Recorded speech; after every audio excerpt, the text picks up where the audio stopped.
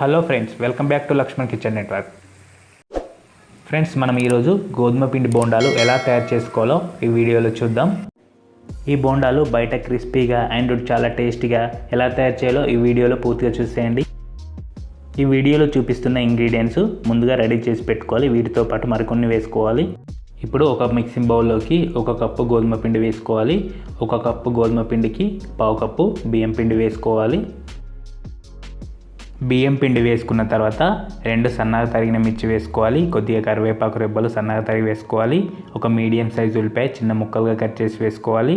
1/2 tea spoon జీలకర్ర, 1/2 tea spoon salt, అలాగే 1/4 tea spoon baking soda వేసుకోవాలి. ఇవి వేసుకున్న తర్వాత 1 కప్పు పెరుగు వేసుకోవాలి. చిక్కడిది, పుల్లడిది అయితే మరీ బాగుంటుంది. వేసిన ఇంగ్రీడియంట్స్ అన్నీ పిండిలో బాగా కలిసే విధంగా అంతా కలుపుకోవాలి. ఇలా కలుపుకున్న తర్వాత కొన్ని వాటర్ పోసుకుంటూ మనం థిక్ బ్యాటర్ లాగా కలుపుకోవాలి. కొన్ని వాటర్ పోయడం వలన వాటర్ ఎక్కువ కాకుండా ఉంటాయి.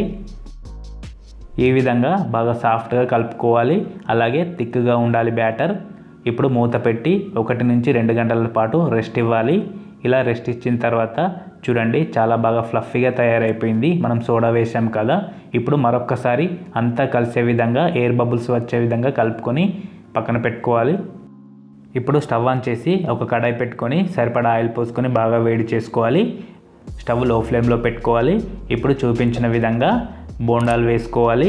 మనకు బ్యాటర్ థిక్ కన్సిస్టెన్సీలో ఉంటేనే బోండాలు వేయడానికి చాలా ఈజీగా ఉంటుంది. బోండాలు మనకు గుండ్రటి షేప్లో రావాలంటే దీంట్లో ఉల్లిపాయ ముక్కలు, మిర్చి ముక్కలు ఏం వేయకూడదు. ఒక జీలకర్ర వేసుకుంటే బోండాలు గుండ్రటి షేప్లో వస్తాయి. బోండాలు మంచి టేస్ట్ రావాలంటే చూపించిన ఇంగ్రీడియంట్స్ అన్నీ వేసుకోవాలి. ఈ బోండాలను లో ఫ్లేమ్లో కాల్చుకోవాలి. అప్పుడే లోపల దాకా బాగా కాలుతాయి.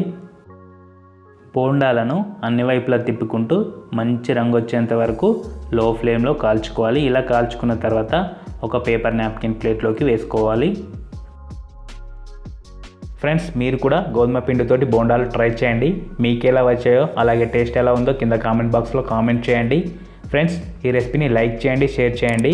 అలాగే మీరు ఫస్ట్ టైం చూస్తున్న వాళ్ళైతే తప్పకుండా సబ్స్క్రైబ్ చేసి పక్కనున్న బెల్ ఐకాన్ ప్రెస్ చేయండి. Thank you for watching.